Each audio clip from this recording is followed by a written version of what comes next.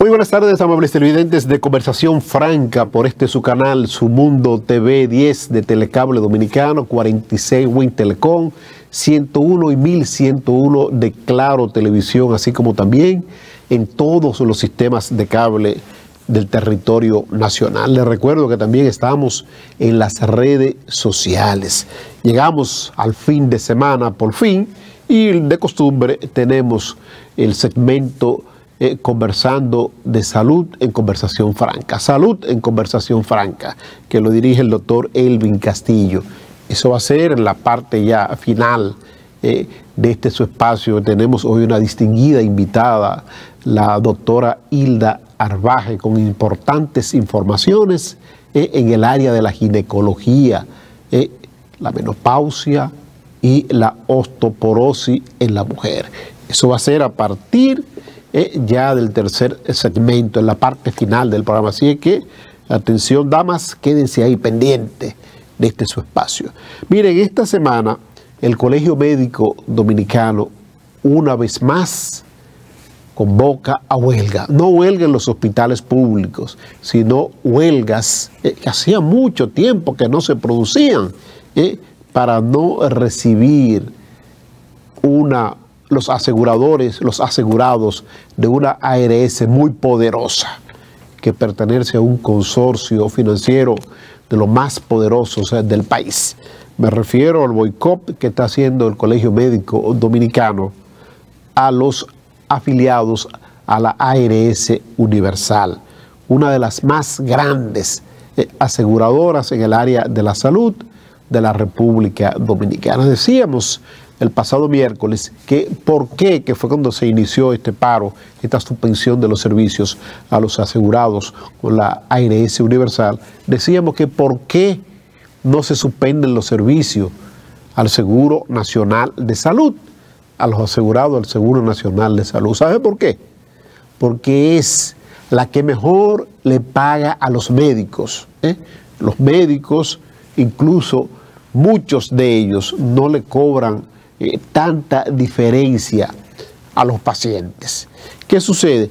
SENASA ha sido boicoteado por el mismo gobierno, porque cuando se promulgó la Ley de Seguridad Social en el año 2001, se crearon las ARS, se crearon las AFP, la aseguradora de fondos de pensiones, y se creó la desaparecida ARL, monopolio estatal, la aseguradora de riesgos laborales, única, la única en su género dentro del sistema de la seguridad social. No hay competencia. Entonces se estableció, señores, que los servidores públicos iban a estar protegidos en la ARS estatal, que es SENASA, Seguro Nacional de Salud. Vino la protesta, el rechazo de los sectores empresariales, que son los que gobiernan, los que dirigen el sistema de seguridad social de la República Dominicana, que eso no podía ser así, que tenían que dejar a las personas a que eligieran una ARS de su gusto, de su antojo. Entonces, muchas entidades gubernamentales descentralizadas, incluyendo el Banco Central, los empleados de la Superintendencia de Banco, la Superintendencia de Salud, y muchos ministerios, no algunos, sino muchos ministerios, tienen para sus servidores, sus empleados o colaboradores, como se le llama ahora, ARS diferente a la estatal, en detrimento del propio Estado Dominicano. Incluso hay una ARS muy especial, que es la ARS de los maestros. Los maestros tienen su propia ARS, que no debió haber sido así. Debían haber estado en ese SENASA. ¿Por qué? Porque eso servía para solidificar a esta aseguradora de salud estatal.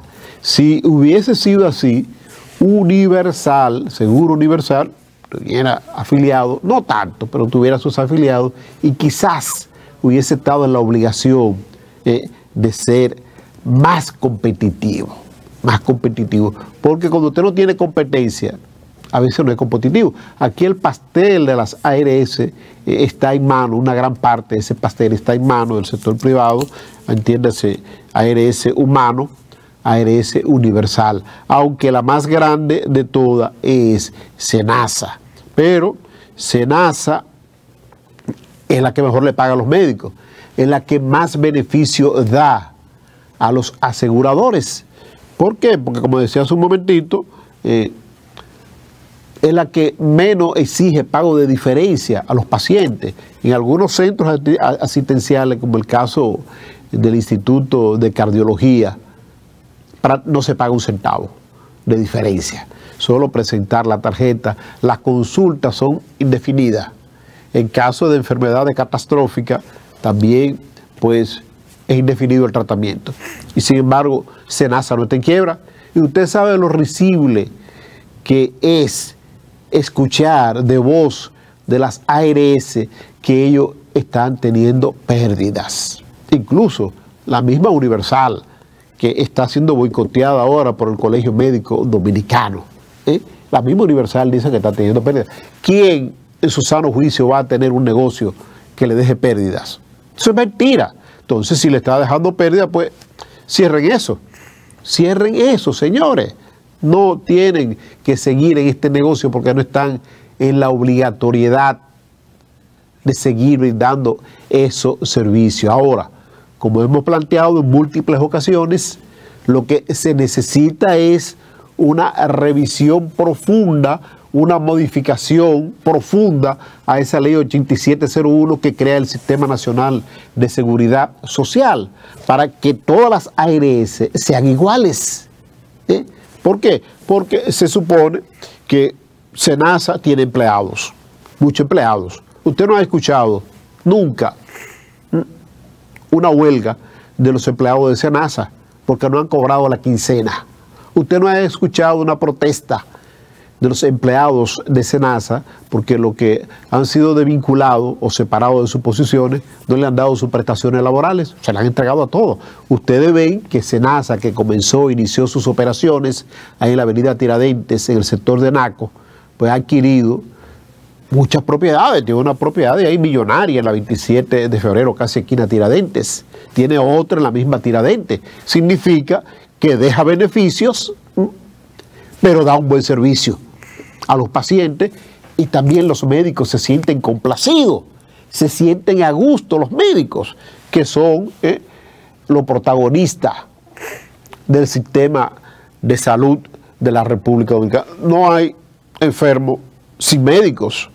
Se supone que un médico pues está para asistir a los enfermos. Se supone que un enfermo debe ser asistido por un médico. Entonces, volviendo a esa ley de seguridad social, se requiere urgente que nuestros honorables legisladores, que el Poder Ejecutivo, que de la pasada gestión gubernamental está anunciando que tiene listo un proyecto de modificación de la ley 8701, que se someta ese proyecto de modificación a esa ley que envejeció de manera estrepitosa, para que se modifique, que sea más humana, menos empresarial, porque eso es la ley de seguridad social en la República Dominicana, una ley empresarial. Por eso ustedes ven las protestas, los reclamos, porque se devuelvan a los afiliados al sistema de seguridad social parte de lo ahorrado que tienen en la aseguradora de fondos de pensiones, lo cual nosotros hemos expresado nuestro rechazo a esto, porque entendemos que a fin de cuentas va a ser perjudicial para el trabajador. El trabajador que está activo ahora, que tiene 25, 30, 40 años, quizá dice, bueno, yo me beneficio con ese % que me pueden devolver de lo que tengo ahorrado en mis fondos de pensiones, en mi AFP. Pero ¿qué va a hacer con eso? No va a hacer nada, absolutamente nada. Sin embargo, es más conveniente que usted espere recibirlo después de los 60 años. ¿Por qué? Porque recibiéndolo después de los 60 años, que ya esté quizá fuera de la actividad económica, puede tener un retiro más digno. Porque aproximadamente se calcula que la persona recibe un equivalente a un 35% como pensión del salario que devengó mientras estaba activo en un puesto de trabajo. Lo que significa que el que ganaba 100.000 pesos, un ejemplo, se ha cumplido con las 300 cuotas, pues va a devengar 35.000 pesos mensuales de pensión, lo cual también debe ser revisado. ¿Por qué? Porque se calcula que usted puede recibir pensión, ¿sabe hasta qué edad? Hasta los 110 años de edad, que aquí el promedio de vida no llega tanto. Entonces, se debe sentarse en la mesa de negociación con la persona que ya va a retiro, determinar qué cantidad de recursos tiene ahorrado, cómo quiere él cobrarlo.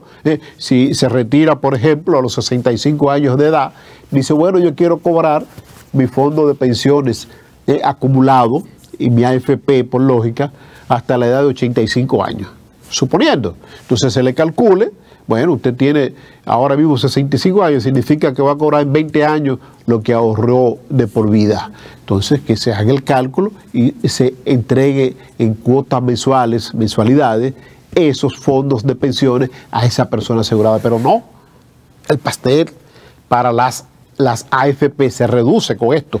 Nosotros hemos planteado en múltiples ocasiones que en el caso de la aseguradora de riesgo de salud, que se quedan con una gran parte del sudor del trabajador.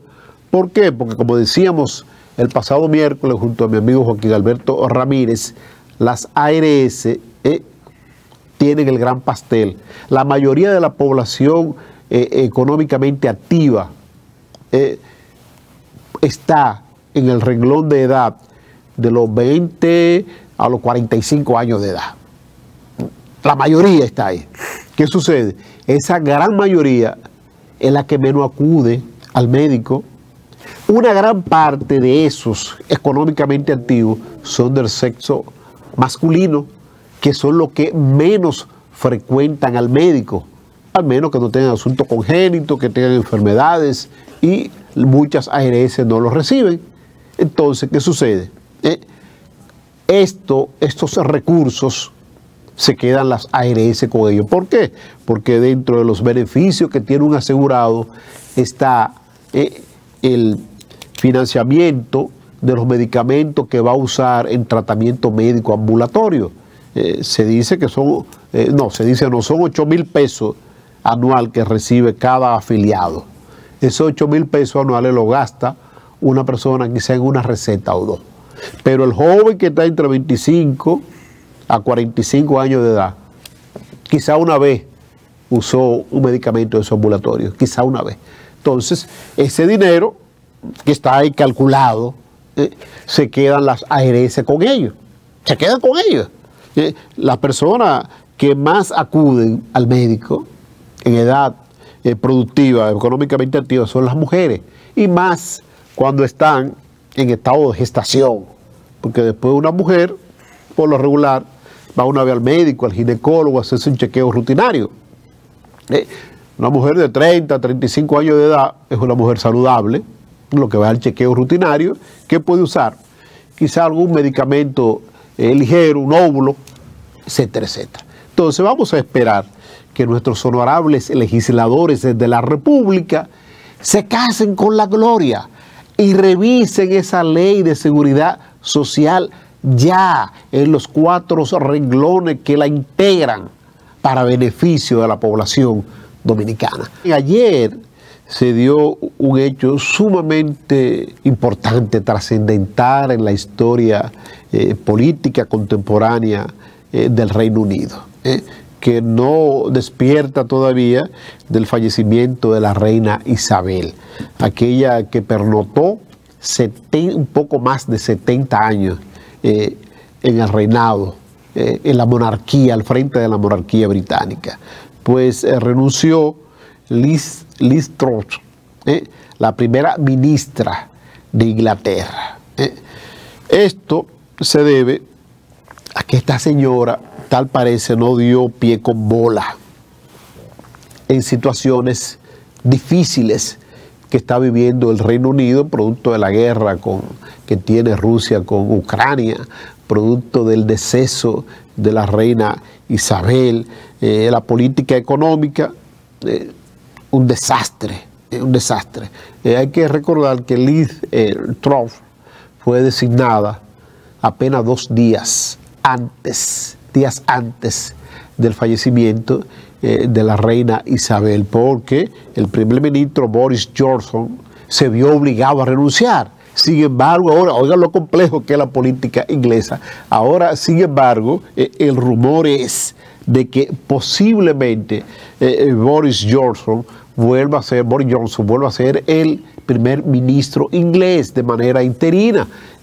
Hay que decir que en estos efímeros 45 días de gobierno de Liz Truss, pues se desplomó el valor de la libra esterlina. Ese orgullo del inglés se desplomó. Entonces, esto sin duda alguna, pues tenía a los conservadores, que son los que están gobernando en Inglaterra, por lo menos estaban gobernando, lo tenía en estado de zozobra. Pero desde el principio se dijo, desde la designación de Liz Truss, que esta iba a durar menos que una lechuga en un supermercado. Y mire, así fue. La permanencia de esta señora, sin duda alguna, fue sumamente efímera, muy efímera. ¿Por qué? Porque la base fundamental de los pueblos, y más de pueblos de naciones tan poderosas como Inglaterra, es bien llevar la política económica, que eso fue lo que menos hizo esta señora. Un desastre de la mala política económica, esto pues la hizo zozobrar. Los banqueros estaban al grito con ellos, el sistema bancario estaba ya contando los días de Liz Truss como como primera ministra inglesa. Esto pues ahora abre un compás de espera de a quién van a elegir los ingleses, los conservadores, como sustituto o sustituta de esta señora, porque sin duda alguna hay mucha inestabilidad en el Partido Conservador inglés. Hay falta de liderazgo, una falta de liderazgo increíble. No hay personas que tengan, por lo menos en el reinado también se está dando una estabilidad enorme, porque el rey Carlos, que asumió en sustitución de su fallecida madre, no tiene ese liderazgo que irradiaba la reina Isabel. Entonces vamos a esperar qué ocurre en los próximos días, porque no se puede quedar esta vacante por mucho tiempo. Dentro de los aspirantes, de lo que suenan, está Jeremy Hunt, está también el economista Penny Mordaunt, que puede ser de los que, mire, aquí está el Boris Johnson, como le decía, Boris Johnson, que estuvo aquí vacacionando el día pasado, aquí en la República Dominicana, el despeinado, como le llaman muchos, estuvo aquí de vacaciones, un controvertido primer ministro, que, bueno, pero por lo menos duró más tiempo que la renunciante. Todos pues añoran la firmeza de la dama de hierro, Margaret Thatcher. Todos añoran en Inglaterra la sapiencia, la sabiduría de Winston Churchill, que a pesar de estar gravemente enfermo, cuando estuvo como primer ministro, supo conducir a esta gran nación hacia una estabilidad económica y social. Entonces, que incluso fue un primer ministro en una etapa donde la fallecida reina Isabel estaba muy joven, prácticamente recién inaugurada como en su reinado, y él supo pues, batallar con esto y lograr pues salir airoso de esta siendo primer ministro de Inglaterra. Así que vamos a desearle suerte a Inglaterra, aunque está muy lejos de aquí, pero aquí se sienten mucho los productos ingleses ahora en los días por venir, las navidades, esos whiskies, esos escoceses, pues vienen, se venden bastante aquí en la República Dominicana. Vamos a esperar que Inglaterra pues pueda lograr estabilidad, porque han sido 2 golpes importantes que ha tenido Inglaterra en el mundo político: el fallecimiento de la reina Isabel, la salida de Boris Johnson, que fue días antes del fallecimiento de la reina Isabel, y ahora la de Liz Truss. Tenemos, como de costumbre, los viernes al doctor Elvin Castillo, que nos trae distinguidos invitados. Hoy tenemos a la doctora Hilda Alvaje, médico ginecóloga, entre otras cosas que yo quiero que lo complete el doctor Elvin Castillo. Doctor, bienvenido. Gracias, Ramón, y gracias al público que siempre nos sigue aquí en Salud en Conversación Franca. Esta semana, el 18 y 20 de octubre, se celebraron los días de la menopausia y de la osteoporosis. Esta última, una condición que provoca una deficiencia de calcio en los huesos y que se relaciona mucho con la primera condición, la menopausia. Es por eso que tenemos a una especialista, la doctora Hilda Arbaje, quien es ginecóloga obstetra y con otras especialidades trabaja también en el Centro Médico HS Medical Center, y está con nosotros en esta semana para tratar este tema de vital importancia para la salud de la mujer. Doctora, muchísimas gracias por acompañarnos. Buenas tardes, muchas gracias por invitarme al programa. Gracias a ti, Castillo, por traerme a hablar un poquito de la menopausia, que es algo que viene preocupando mucho a las mujeres que vienen entrando ya en un poquito en edad en esta etapa. Como bien dijiste, tenemos también la osteoporosis, que es algo que se asocia bastante con la etapa menopáusica por muchos factores que vamos a ir conversando un poquito más adelante. Bien, con relación a la menopausia, queremos empezar por ahí, que nos explique qué es la menopausia. Para hablar de menopausia, hablamos que es el cese de la menstruación durante un año completo.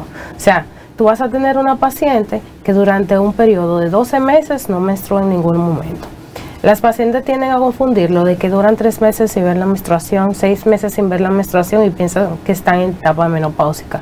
Y no, tiene que pasar un año completo. Ya esta etapa que antecede a la menopausia y puede durar hasta 5 a 10 años luego de la menopausia es llamado climaterio, que es el periodo como de preparación, donde las mujeres comienzan a ver esos cambios, que luego pasan al periodo menopáusico. O sea, primero tenemos la etapa del climaterio, sí, y luego la etapa de la menopausia, que ya es cuando hay un cese completo de la menstruación. ¿Y a qué edad con frecuencia se puede presentar una y otra etapa? Generalmente la menopausia no tiene una edad así como tajante descrita. Todo dependiendo, o sea, pacientes que ven su primera menstruación a edades muy tempranas tienden a ver la menopausia también a edades tempranas, porque hay una reserva ovárica que se agota. Entonces, cuando se agota esa reserva ovárica, pues ahí viene el tema de la menopausia. Se estima que a nivel mundial, entre los 50 y 55 años, es que las mujeres entran en etapa menopáusica, pero como ya te expliqué, van a haber muchos factores que van a contribuir a esta. Doctora, usted hablaba de reserva ovárica. ¿Qué significa esto? Que una mujer está programada a tener, por ejemplo, producir tantos óvulos en su vida útil. Sí, desde el nacimiento, o sea, desde la embriogénesis, desde que estamos en la barriga de nuestras madres, se van creando esa reserva ovárica. Nosotros nacemos, las mujeres nacemos con la cantidad de óvulos que vamos a utilizar durante la vida completa. Es por eso que le decía al doctor que cuando se agota esa reserva ovárica es que estamos hablando de que ya no vamos a ver la menstruación y vamos a entrar en etapa menopáusica. Y también hay factores que pueden contribuir a que la reserva ovárica se agote un poquito más rápido, como pacientes que reciben radiación, que se ven afectados directamente esos óvulos, pues entonces se van agotando y pueden tener una menopausia temprana, antes de los 40 años, 42 años. Y también se ha visto pacientes que entran en etapa menopáusica 35, una menopausia precoz. Eso, exacto, menopausia ¿Y cuáles precoz. serían los signos y síntomas que pueden alertar a una mujer de que ya están entrando en etapa de la menopausia? Comienzan a ver el tema de que me llegó la menstruación, duré 3 meses, no la vi, volví, la vi, hice un manchado dentro de 2 meses, solamente manché, pasaron 4 meses, volvió y me llegó. O sea, comienzan a ver ese trastorno menstrual muy constante durante por lo menos 1, 2 años o 3 años previo a entrar a la menopausia. También comienzan con el tema de los calores, el tema de, pueden tener algunas, tener resequedad vaginal sin llegar a tener la menopausia como tal. También tienen el tema de, se le pone la piel reseca, el pelo se le cae, se le pone quebradizo. Todo eso por el tema de las hormonas que van decayendo en esas mujeres. Con respecto a eso, ¿qué es lo que pasa con las hormonas? ¿Qué podemos ver aquí? Vemos que los estrógenos van cayendo. Tenemos una disminución a nivel de los estrógenos, que son los encargados ya de que todo este proceso se dé. Y por eso es que pasan todo el proceso de la resequedad vaginal y todo, porque ellos son encargados de la lubricación y de todo lo demás.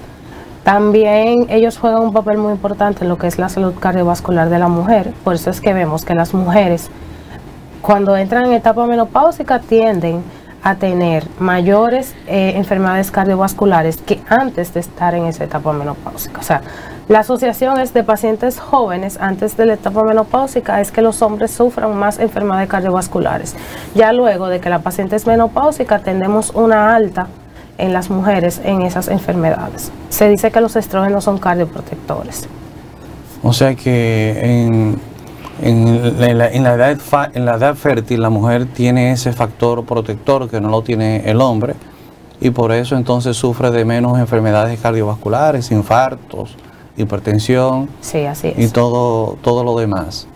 Así Bien, en cuanto a las terapias o tratamientos para mejorar esos síntomas que usted acaba de mencionar, la resequedad vaginal, resequedad de la piel, le afecta también la libido, o sea, en su desempeño, en su relación sexual. Sí, hay una disminución del líbido en las mujeres menopáusicas. Bueno, hoy estaba escuchando algo un poquito interesante, donde hicieron una encuesta a mujeres menopáusicas sobre eso de la disminución del líbido, y eran mediante llamadas, y todas las mujeres que llamaron que eran menopáusicas decían que ella, al contrario, que luego de ser menopáusica yo había tenido un aumento del líbido, y no es lo que está descrito. Lo que está descrito es que hay una disminución del líbido debido a la misma resequedad vaginal que produce y hace que una relación sexual sea un poquito incómoda porque hay una resequedad. Pero sí hay el tratamiento de reemplazo hormonal, generalmente son hormonas, estrógenos, lo que se le administran a las pacientes. Se le administra de diferentes vías, vienen óvulos, gel, crema, spray, parches. Tú lo puedes aplicar de cualquiera de las formas. Sí, individualizando cada paciente, porque no todas las pacientes califican para una terapia de reemplazo hormonal debido a lo que también conlleva esa administración de hormonas en otras patologías que se pueden desarrollar. ¿Y cuáles serían esas complicaciones de la administración de estrógenos?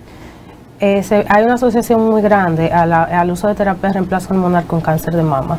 Entonces, esos pacientes que tienen factores de riesgo de desarrollar un cáncer de mama, ya sea familiares directos que hayan producido cáncer de mama, algún nódulo, alguna induración, algún cambio, eso de pacientes que hayan tenido eventos cerebrovasculares anteriores, eso de administración de estrógeno o terapia de reemplazo hormonal no es una de las alternativas para ellas. Bien, o sea que esos tratamientos pues no tienen que individualizarse, así como usted dijo, por el riesgo de cáncer de mama. ¿Tenemos alguna forma de manera natural cómo hacer que la edad fértil de la mujer sea más prolongada? O sea, que el tiempo en que le llega la menopausia se retrase un poco y perdure más el efecto protector de sus propios estrógenos. No una manera de que la edad fértil se alargue, pero sí una manera natural de adquirir los estrógenos sin necesidad de utilizar la terapia hormonal. Existen lo que son los fitoestrógenos, que son estrógenos que se encuentran en alimentos. La soya es rico en fitoestrógeno. Entonces, alimentos ricos en soya que pueden consumir las pacientes le va a aportar esos fitoestrógenos que van a hacer un poquito, no mucho, como de la función que hace la terapia de reemplazo hormonal. Un poco, no mucho. La puede ayudar con eso. Bien. En cuanto a la relación con las enfermedades óseas, o sea, la osteoporosis, ¿cuál es la relación que existe entre la menopausia y la osteoporosis? Mira, de manera natural, el hueso tiene dos células. Hay dos células en el hueso, están los osteoclastos y los osteoblastos.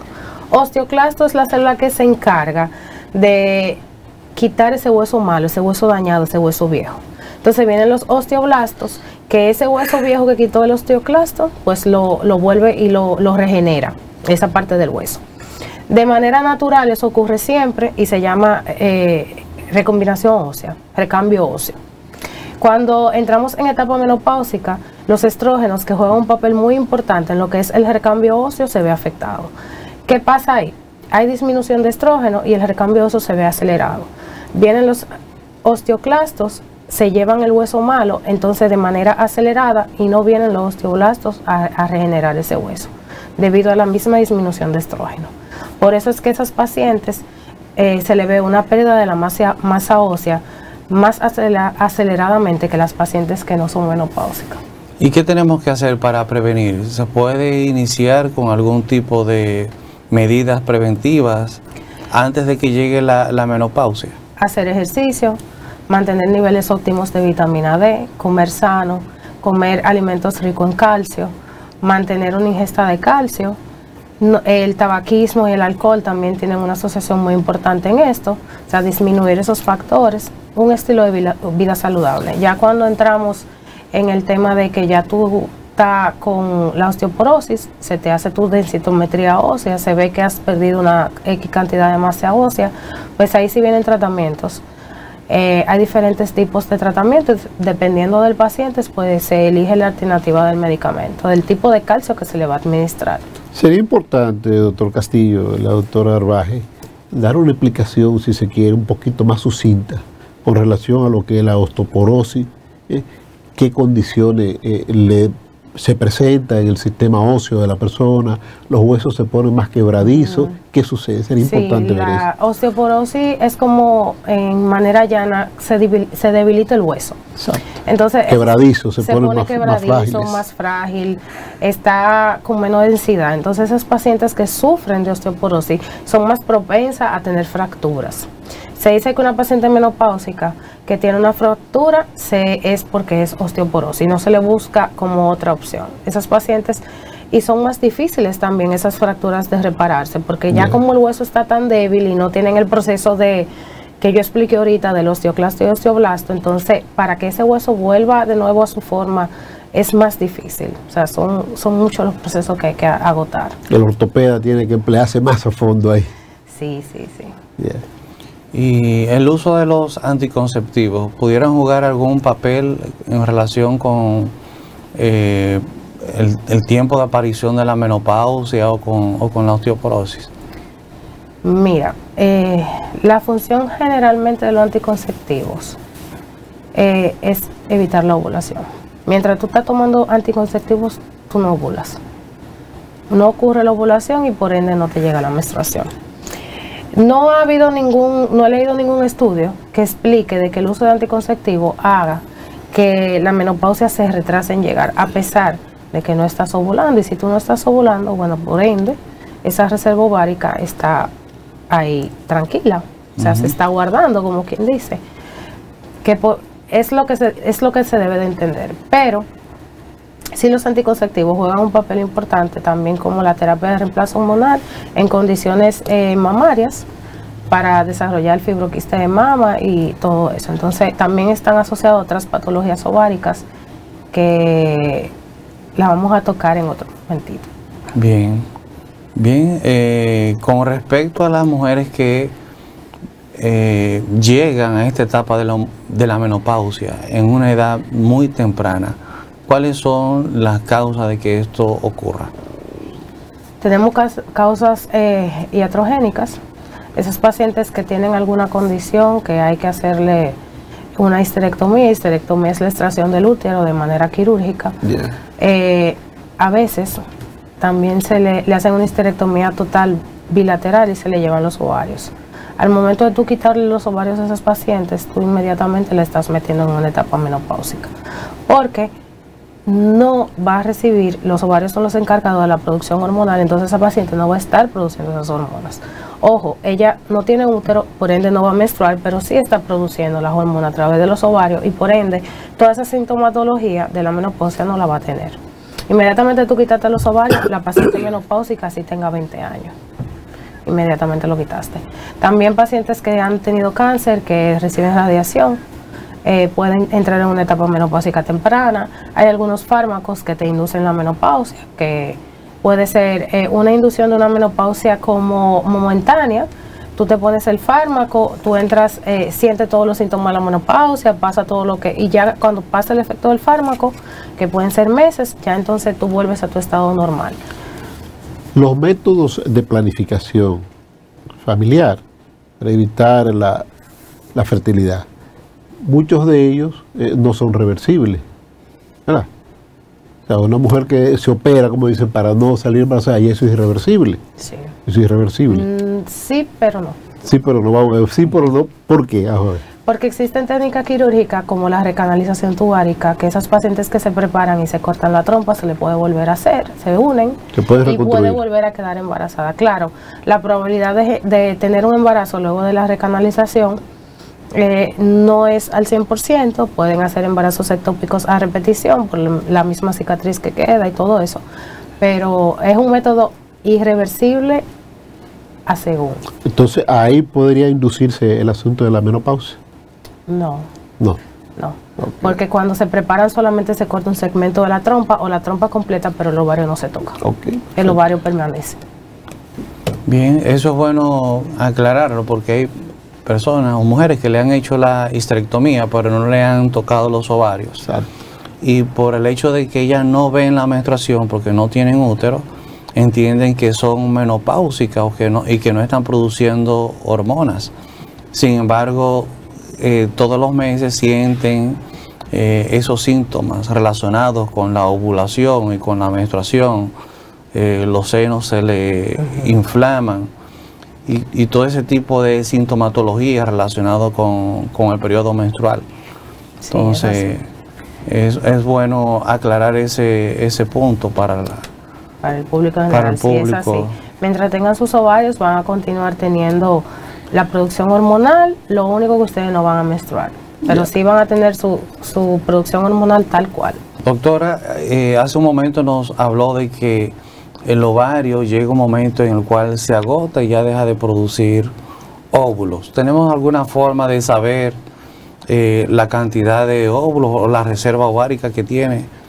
Y así una mujer puede saber si sigue buscando hijos o si ya simplemente se le agotó el tiempo. Sí, hay una prueba, una hormona que podemos medir, se llama hormona antimuleriana, y esa hormona, al tú medirla, nos habla de esa reserva ovárica como está. Hay pacientes que con temas de fertilidad, que no quedan embarazados, generalmente le medimos la hormona antimuleriana y ahí tenemos una predicción de qué está pasando si es que esa reserva ovárica se le agotó. O sea, es una manera de la cual nos podemos auxiliar. Pero hay algo importante, doctora y doctor Castillo, en su anuencia, los riesgos de embarazo a ciertas edades. Por ejemplo, una mujer que esté ovulando, ¿verdad?, que esté produciendo a los 48 años de edad, 50 años de edad, de quedar embarazada, existen ciertos riesgos, me imagino. Claro que sí. Aumentan los riesgos de tú tener un síndrome genético en el producto, en el bebé, que salga algún tipo de síndrome de Down, es más aumentado el riesgo. Malformaciones congénitas en el niño. La madre aumenta mucho el riesgo de padecer una preeclampsia, que es el aumento de la presión durante el embarazo. Y el riesgo de la vida. Sí, de perder la vida. Es la causa número 1 de mortalidad materna a nivel nacional. Y también aumenta el riesgo de padecer una diabetes gestacional y quedarse diabética después de ahí. O sea, son muchas las cosas que influyen. Es un embarazo totalmente de alto riesgo. ¿Y por qué los riesgos diabéticos, sin tener antecedentes quizá diabéticos? El embarazo es diabetogénico. Okay. O sea, nada más con tú quedar embarazada, sin importar la edad, te predispone a desarrollar una diabetes. Los niveles de la glucosa aumentan. Aumentan. Hay una hormona que se produce durante el embarazo que la produce la placenta, que puede aumentar los niveles de glicemia después de las 22 semanas de embarazo. Bien, ya llegando a la parte final, queremos pues enfatizar un poco esta parte de la osteoporosis, su relación con la vitamina D, recomendaciones de cuáles suplementos, la alimentación y cuáles medidas preventivas tiene que tener la mujer cuando va llegando ya a la edad de la menopausia, o si hay que empezar desde antes para la prevención de la osteoporosis. Claro, desde antes podemos comenzar midiendo nuestra vitamina D. Los niveles óptimos son sobre 30 de vitamina D. Vemos que en la población hay un déficit de vitamina D inmenso, entonces no basta solo con tomar el sol. Utilizamos mucho protector solar. Lo ideal es antes de las 9 de la mañana tomar 15 minutos de sol y luego de las 5 de la tarde 15 minutos más de sol diarios. Y aparte de eso, si tienes déficit de vitamina D, pues dependiendo del déficit que tienes, la suplementación con ella, o diaria o cada 2 días, dependiendo de tu déficit. Ya si tú tienes niveles óptimos de vitamina D, también se habla de una suplementación de mantenimiento de la vitamina D por el mismo tema que tenemos de déficit. La vitamina D se encarga de la absorción de calcio a nivel intestinal para el mismo tema de los huesos. Entonces, si la vitamina D está bajito, por más calcio que tú tomes, no se logra absorber de manera adecuada. Hay muchas cosas también que vienen asociadas a la vitamina D, como abortos espontáneos, fracturas en niños jóvenes. O sea, son muchas las cosas que nos da el déficit de vitamina D. Bien, entonces, ya saben, dieta saludable, rica en lácteos, en verduras y en alimentos que contengan un alto contenido de vitamina D, y prácticamente llevar una vida saludable y hacer ejercicios. Así es. Eso es lo que nos tenemos que llevar en el día de hoy. Y coger su solecito en la mañana y en la tarde, ¿verdad? Sí, sí, bueno, 15 minutos antes de las 9 de la mañana y después de las 5. Para que no vayan a quemarse en el sol. Sí, porque también está el riesgo de cáncer de piel, o sea que todo con moderación. Así mismo. Así es. Bueno, pues la gracias al doctor Castillo por habernos dado la oportunidad de conversar con la doctora Hilda Arbaje. El mensaje es sumamente importante para la mujer dominicana con relación a la menopausia y a la temible osteoporosis. Señores, pues continúen con su canal, Su Mundo TV, y nosotros regresamos mañana en una nueva entrega de Conversación Franca.